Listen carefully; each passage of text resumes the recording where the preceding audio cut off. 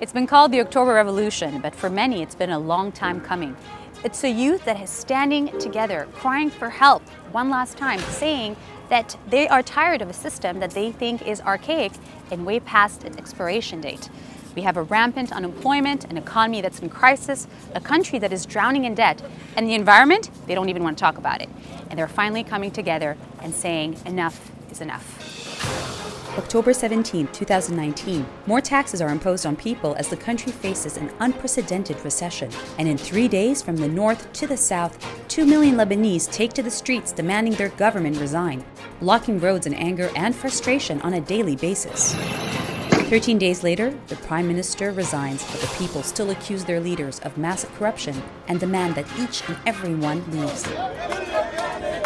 We decided to sit down with a professor, an entrepreneur, and students to hear their take on what is going on. 3 weeks in, where do you stand today when it comes to this revolution? I feel like it's achieved some things, the resignation of the Prime Minister. Maybe we should say that there's actually another success, which is that the people in Lebanon feel like they have a new sense of identity that is more unified, and this is something that's been lacking up to now, if only because our government since the Civil War has done a very poor job of trying to unify the people. It's true, he's mentioning this just that he's mentioning how people have come united and have, for the first time in a long time, put sectarianism on the side. With Wakilni, you were helping people at the beginning of the protest by, tell me a little bit about what you were doing. Yeah, so what we do usually is we deliver products. And when the uprising started on Friday, the first day, we were not expecting to have everything shut down. And I was personally still not sure, is this something that we want to join into, what is happening, who's behind it, etc. Coming Saturday, it was clear that this is going to be spreading, and I got a call. Someone was asking, do you think you can help people get to the demonstrations? I'm like, yes, something to do, like to actually help out in this, but be more proactive than just being a participant here. And this is what we did. We called out all of the team and we checked who's willing to volunteer for this. And it was amazing how many of the team members, from the drivers, from the back office people. So we opened a small operation team at the back office, and we, for 3 or 4 days, we just picked up people, dropped them off at the demonstrations for free. Yeah. And yeah, that's it. Why was it important for you to participate in this? I took the decision to stay in this country, to start up a business in this country. Right, and a lot of people would have discouraged you from that. They did actually, and I had so many opportunities to leave, but I had decided I wanted to stay and to do something here and to build a business here and to offer job opportunities for, like, we have 60 people on the team today, and we dream of growing it even bigger. And everything has been coming against us, especially in the past few years, and it's so frustrating. And this is why for me it's important, because as a startup in Lebanon you always get pushed to, yalla, when are you going to scale outside of Lebanon? When are you going to go out of Lebanon? No, there's still a lot that can be done here, and this is what we're fighting for. You look on the ground, at some point during the protests, somewhere maybe in the second week, people started to become divided. This unity that we talked about kind of lost its way. This is the first time the people are actually having civil dialogue among each other. It's the first time, and we have so much to catch up on. And before, when two people are having any conversation related to anything politics, either they just close the subject and they don't want to get into a fight, or they actually get into a fight. Now, for the first time, there's actually a conversation, and I think it's normal to have different opinions, etc. Yeah, I guess I wonder whether there's really two sides rather than more sides. There are anti-protesters. Exactly. You do have a narrative that is still very much like, I think it has to do with loyalty to specific parties. So for them, it's like, all right, this revolution is happening, but at the same time, I'm all right with my political party. And they're entitled to have that opinion, but it goes against what the younger people are demanding, which is like, everybody means everybody. The political parties have gained a lot of their legitimacy from their roles as protecting a sort of religious identity. And I'm just pointing out that, in fact, it makes sense for them to be protecting religious identities because insofar as the state as a whole has not offered common spaces and offered any validation of the multitude of identities identities that exist here, what do? You know, if nobody's affirming your identity except me, then your allegiance is to me. But there's an alternative to that.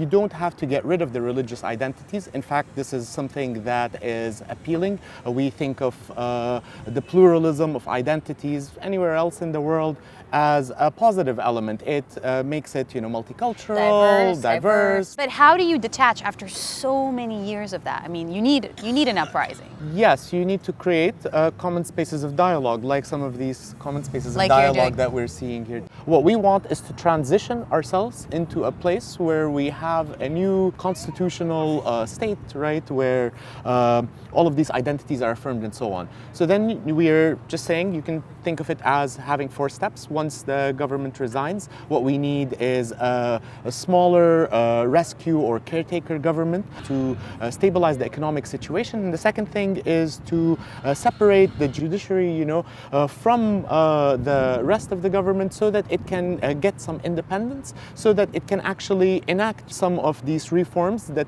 involve, you know, tracking corruption, seeing who's guilty and who's not guilty. Because up to now, you can't be both the party under question and the judge on whether you're the party that is guilty. All right. And third and fourth? Then reconstituting a new government, Right.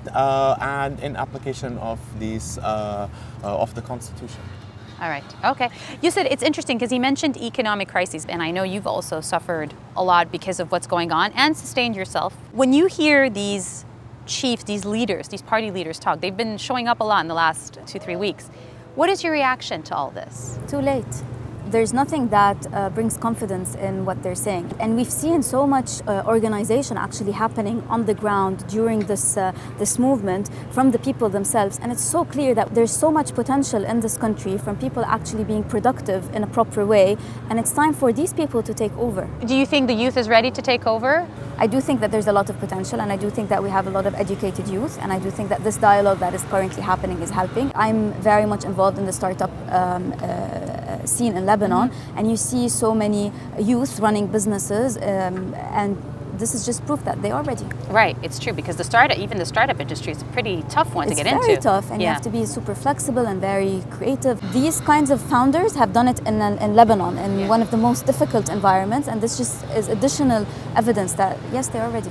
That if you can make it here, you can make it anywhere. There's a lot of natural resources in this place. There's a lot of actually a space to expand, because so many things are falling apart. Yeah. You know? So where there's trouble and where there's problems, there are solutions needed. Yes. So there are opportunities. There's lots of opportunities. When you think about the future and going forward, are you optimistic? To be super honest, I have mood swings on a daily basis. Yeah. What's keeping it going is when you are feeling on the low, you just look around social media and TV and you see others and you see your friends, and then you get re-energized and refueled, and you gain back the confidence and the optimism. So yeah. Even if this isn't the end all, right, or even if we don't reach, you know, the final conclusions that we're trying to reach, what you do see is that over the last years there's been an escalation in the felt sense of unity and desire to overlook or just forget about these divisive identities. So I think that we're kind of moving past moving past Civil War trauma. That's really what I think has been going on in the country for these last 30 years. So no matter what, there is a sense of optimism and there's a renewed sense of hope, is what you're saying as well, among young people. I think so, yeah. All right, okay. Farah and Rida, thank you for joining us. Thank you. Really representative of what's been going on. 2 young students, you just graduated from USG, you're still at the Lebanese University. How does it all make you feel at this point? Kind of powerful. Like, we can actually do the change. We control our futures now. Like, it's not left in the hands of what the Civil War left us. Although you weren't born during the Civil War, No, so you've only seen the leftovers. The leftovers, yeah. yes. At some point, I thought like the first option after graduating is leaving this country. But now I think that there is still a chance that I can stay here, that I can change something here. Do you want to stay here? Of course I want to stay here. It's my country. You are leaving? They got me to a point where I want to leave this country. But after this revolution, I think I'm going to change my mind. Are you? So this Yeah, revolution changed minds. It's unbelievable how like the mindset you feel has changed among the youth. Of course. It did. Before, you used to see political parties walking around. But now, if you look at it, everyone is on the streets saying we're Lebanese people, and no one is talking about sects or political parties. So you feel like you share the same things and values. You see there are people that may be anti-revolution, people that are happy with, I don't want to say the status quo, but happy with their political allegiance. Maybe they take it from their parents, maybe they take it because they believe in it. What is your answer to them when they tell you that, if you've met any of them at school? Well, I have met a lot of them. To an extent, I tell them that this is our revolution as Lebanese people. It's not a revolution as your party or as your political beliefs. It's a revolution for everyone. I'm defending your rights as much as I'm defending my rights. What do they tell you? They think that what their party did something for them, so they're entitled to follow them. You know, like they did them one favor once, for example, and now they just follow them blindly because of that one favor. And I'm just like, what we're trying to do is we're trying to get you to stop asking for favors from political parties. So we're trying to give everything for everyone. Exactly. Rida, have you met any of them? And you know, how has it been? Actually, it started from university because we have actually elections at And students' political councils. movements. And sadly, if you go around SG, AUB, LAU, NDU, everywhere, it's all political parties. And this is what we don't understand, because you're students and you're supposed to help students. You're not supposed to help your political party and the student to have a big movement. What was their answer during this revolution? So this revolution, they were like, they support what we want, but at the same time, they believe their political party will do it for them, which is not the case. Here's my question. How do you change that mindset? Because it's so engraved, you know? We can't. We know we can't. And this is why we say we're not going to throw them out of the country. We know they're there. But just like we understand that they belong to political parties, they need to understand that we do not want to be part of the system. What do students want today? I think, first of all, we need jobs. I mean, we're students. I don't want our first thought after graduation to be that I need to leave, and then if I find something in Lebanon, I might come back. No, I think that we need to stay in Lebanon. I mean, especially the people who are trying for this revolution, because we know that we're the change. If each and every one of us leaves, then what does it leave to this country? Right. No one's going to stay here but the ones with the corrupt mindsets. We're at the epicenter here of where the protests started, but these protests have taken place in Tripoli, in the south, in Jaladib. People have flocked and blocked the streets. Banks closed, schools closed, university closed. For the first time in a long, long time, the youth was saying, you have to listen to us now. A good disruption? It is, because you know it has a message. You know, before they used to say like Tripoli belongs to Saad Hariri or South belong to Abiy Birri, and now it's not the case, because we want people to revolt in their places, so they can see there are people, the people you think they're your people, they're not actually yours. And this is how we made everyone part of this revolution. A lot of people, not everybody yet, but a lot of people, a huge number. And in this, is there a way where maybe the political parties can have a conversation with the youth? Is it still possible? Yeah, I think it's possible, because and important, right? Yes, because as much as we put our effort to make Lebanon a great country again, they do too. We may not agree on what is the best version of Lebanon, but I believe we're working on a better Lebanon just as much as someone who belongs to Lebanese forces or Harakat Amal or anyone. They're working too, but they have a different vision. So if we can agree now on a certain points, then why not cooperate? Are you for dialogue as well? I think that it would be really helpful to have a conversation, to discuss topics, but it's going to be hard about how we're going to choose the people who are going to go there and discuss it with them. When people tell you today that civil society movements, people from the streets, are not organized yet, they don't have clear vision. Some of them do, some of them don't. Not everybody's unified. There are also divisions between the people. But I do believe that for change, we need to just go around, search for the best doctor, put him in the Ministry of Health, search for the best. A technocrat. Yeah, I believe that, but I can't name one person to represent the whole thing, because you can't please everybody. The fact that there is a leader or no leader, is it the same? Because things can get confusing. It's not a weakness. It's not a weakness, because if you have a leader, you can't. I just said it, you can't please everyone. They're like 1 million or more people on the streets.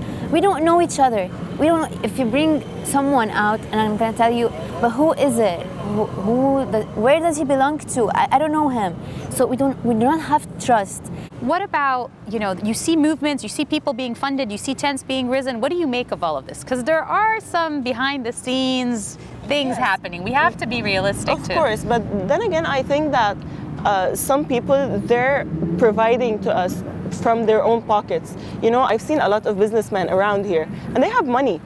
I mean, what stops them from funding this? Yeah. It doesn't really have to always be about embassies, about other countries. We're not always led by other countries as they might believe. They do believe that there are some external influences. That's not the case, because if you go around, for example, if you want to ask who put this here, you can go and ask them. They will answer you. They will tell you, I'm the person who bought this here, and they will tell you why they did it. But people aren't here. If you're not on the street, don't assume things that aren't real. What should the international media know today? They stress too much about the point of WhatsApp. It's not a WhatsApp revolution, it's a revolution. WhatsApp was just the last straw. Yeah, because I've seen that a lot. And it undermined our revolution and also undermined the reasons behind it. We've been suffering for over 30 years. You're not even 20. I mean, as a country, I speak for the country. You speak for the young people and the people who also are a generation above you, who you hear about. Yeah. Of course, I speak technically. I kind of also speak for my parents and their generation, because that Do they generation. support the revolution? They have mixed feelings because they've been raised during the Civil War, and they kind of think that everything, it's a play between the government officials and the politicians just to get us down to the streets and then initiate another civil war. I think they've been used a lot. What is the Lebanon you dream of? At some point it was called the Swiss of the Orient, I think. The Switzerland of the Middle East. Yeah, I think it would be nice to go back there, because I know my grandparents lived in that era. So you want to go back 50 love. years? It's really not bad, honestly. It's really not bad. We've seen movies, we've seen but pictures. with social media. Of course, we can't lose that. Yeah, she said if you go back to 1960s to the 60s, you can see pictures, you can see stuff that are just fabulous, and I wish we can go back, and we need to update everything, yes, but it was an era that everyone loved, and Lebanon was known for being the best country, and people came from all around the world to just see it. We see what's the best in the world, and we just want to be that. Yeah. Now it's only nice for the tourists, because they come see, they stay for a week? Yeah. They might enjoy it for the week, but we can't live here. We need to make it a place where we can live, is what you're saying. Yes. All right. Well, thank you. Thank you. Thank you. Thank you. If you like this episode of Wide Chats and want to see more, please subscribe to our YouTube channel. Click, click, click.